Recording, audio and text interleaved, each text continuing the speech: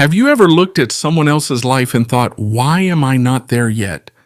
You scroll through social media, you see them traveling, succeeding, smiling, and you look at your own life, your tiny room, your student loan debt, your job you can barely stand, and something inside you whispers, you're behind, you're losing. That voice, it doesn't come from truth. It comes from comparison, and it's the thief of your power. We live in a world that constantly tells you, measure yourself by others, by what they wear, by how much they earn, by how fast they grow, by how many followers they have. But let me tell you the hard truth, you will never win at someone else's game. And as long as you play it, you will always feel like you're not enough. Comparison is a drug. At first, it gives you a hit. Oh, wow, look at her life, look at his car, look at their success. It feels like motivation. But the more you consume it, the more it consumes you. Soon it becomes poison. You stop running your race and start chasing their path. And guess what? You'll never catch up because you were never meant to be them. You were meant to be you. But you keep trying to live in someone else's skin, walk in someone else's shoes, climb someone else's mountain. And you wonder why you feel lost, empty, unfulfilled. Because you've abandoned your own path in the process. Here's a truth nobody puts in their Instagram bio. Everyone's journey is painfully different. Everyone has invisible battles. And everyone, yes, everyone is insecure in their own way. You see the highlight reel.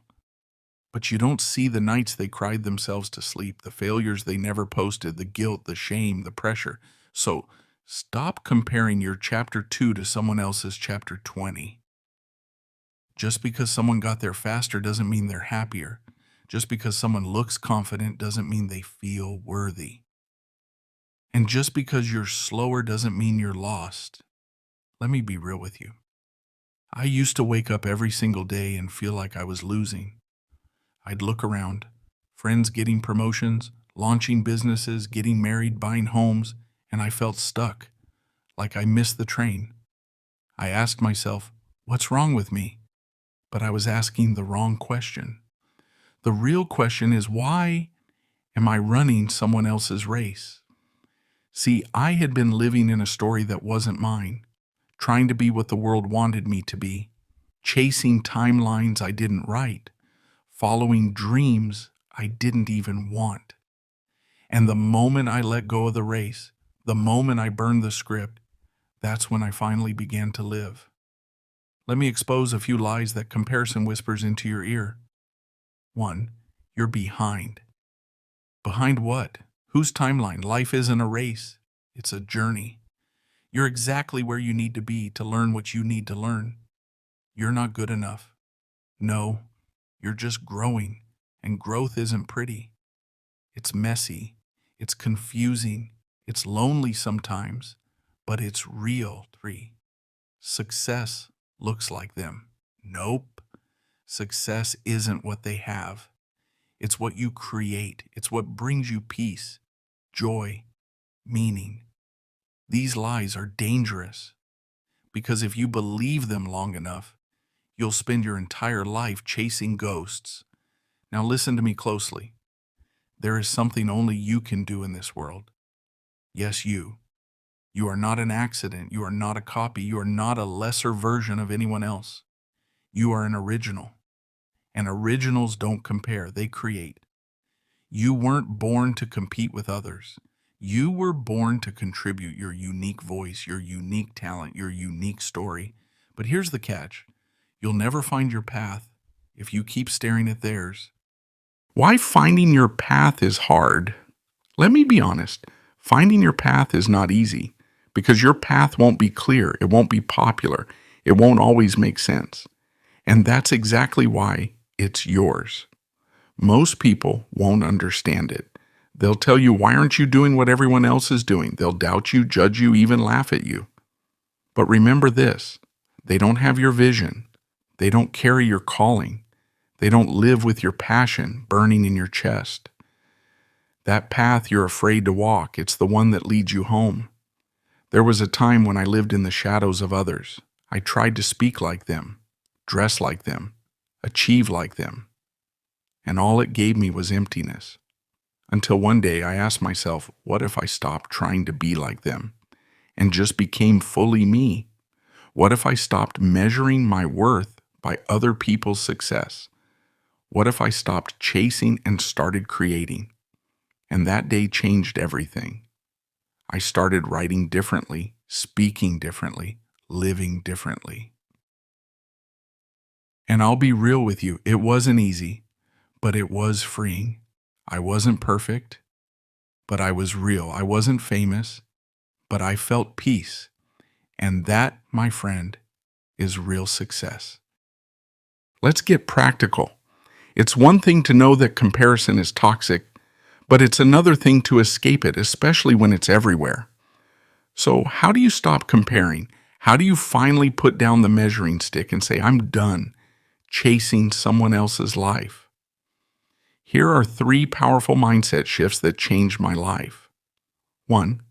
Turn comparison into curiosity.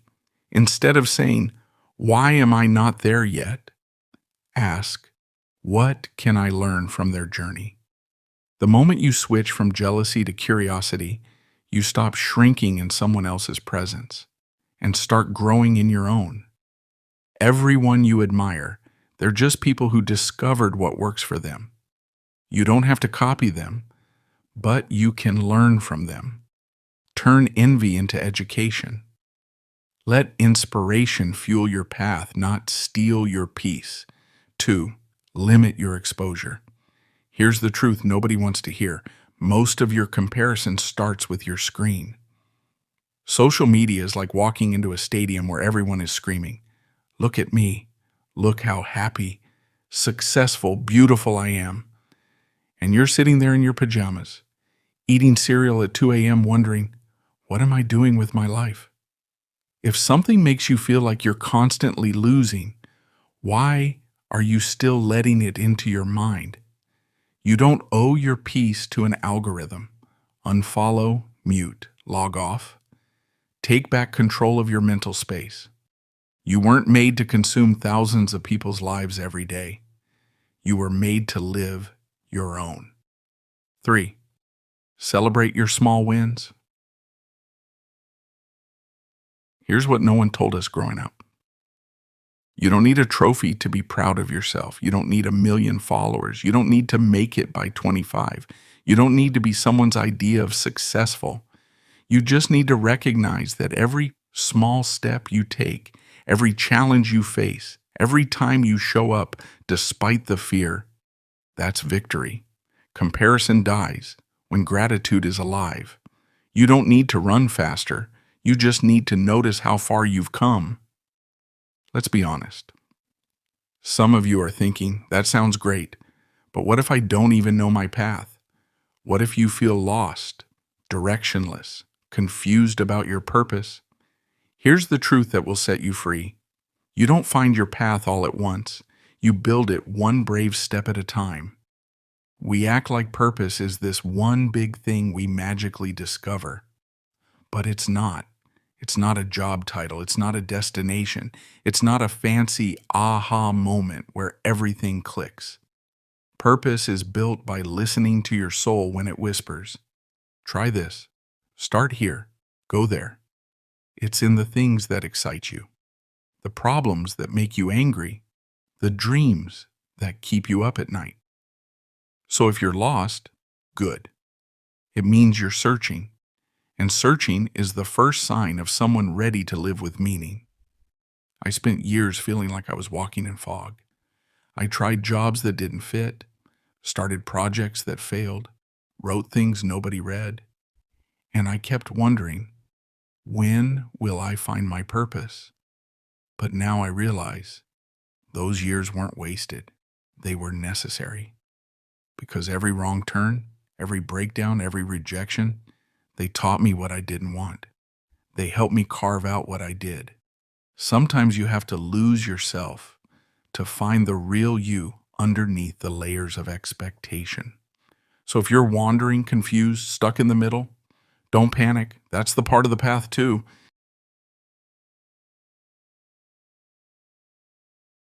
There's a voice inside you that's been drowned out. It's not as loud as the influencers, not as flashy as the ads, not as confident as your successful friends, but it's real.